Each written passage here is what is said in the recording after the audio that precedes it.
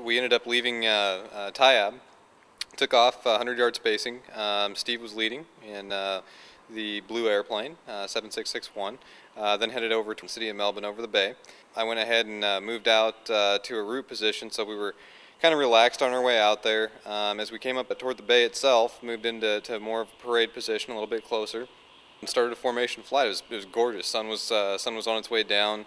Warm evening, had the cool air running through the cabin. It was just all out a lot of fun. It was a great time. You know, as we pulled up back into kind of the parade position there, got nice and close, and see all of a sudden a black kind of object come out of the cabin, and then a little white piece of plastic right after that. When you're that close to another airplane, you're not really focusing so much on objects that are falling off of it, so I wasn't quite sure what it was. Got on the radio and called to Steve and said, hey, you just had a couple of things fall off your airplane. And I said, yeah, my camera lens. Flying a tail dragger versus flying a standard tricycle gear airplane is a lot more of a challenge. It's going to require a little bit more ability and a little bit more skill, as well as discipline. In addition, you know, you're going to have to go out, you're going to have to get endorsed first of all, if you're not already.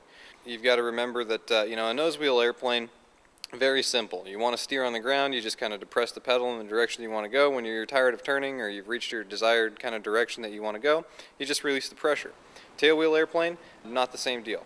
You've got your center of gravity located aft of the main landing gear, so you're going to have to start and stop your turn. Tailwheel airplane, essentially the tail is very, very jealous of the nose. It's always wanting to be out in front. And so basically, as a tailwheel pilot, you're focusing your ability and your skill on keeping basically the end with the propeller in front of the tail all the time. Now that being said, tailwheel airplanes do have a very unfair reputation as being difficult to handle, dangerous to fly. They're not difficult as much as they are different. Anybody can fly them. It's just a matter of basically getting the feeling down in your feet, developing second nature reaction with the airplane, and really more or less learning how to become one with the airplane. Rather than drive the airplane, you become a part of it and fly it. You know, when you go into a short field area, you don't have to worry about, let's say we're landing in a rough field, a rough paddock. You don't have to worry about shearing a nose wheel. So it's one common problem that you run into quite a bit. You know, your other advantage is propeller clearance. And when you touch down in an airplane 3-point attitude, you've got a lot more prop clearance than you do in a nose wheel airplane. Therefore, you don't have to worry about damaging your propeller in any way, or in the same ways that you might have to worry about when you're flying equivalent with a nose wheel on it. I particularly like the inline seating. It just allows you to feel more in tune with the airplane, kind of one-on-one with you and your machine. And it also kind of gives you that nostalgic feel, you know, that they had originally back in the 30s and the 20s, flying J3s. You know, all the way throughout the 40s, it's just kind of you in the airplane, and it gives back, you know, that whole classic feel of flying, you know, the kind of the passion of it. The Cub has excellent visibility front and back, you know, and I've had this conversation with a lot of people, and women in particular, and they'll turn around, and their number one concern is the fact that, well, I feel like I'm alone when I'm flying in the back, or I'm talking to the back of his head, or you know, I like to be able to look over and, you know, see whoever I'm flying with right next to me.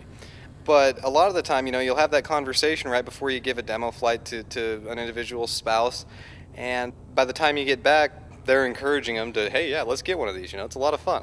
You know, I can consider that. Essentially, you're shooting your approach. Comfortable approach is 50 miles per hour. Cruise, you're looking at generally 4,000 feet. You'd run 2,200 RPM. That'll give you about 100 miles per hour, and you're looking at approximately 6 gallons per hour fuel burn at that RPM. But, you know, it's a very economical little airplane when you run it at the low end. Being in Australia, you don't have the speed limit, so you can go ahead and run it a little bit harder. You've got to consider, though, that you know, you are going to use a little bit more fuel, but you're still going to get a good 2.5–3 hour legs out of it.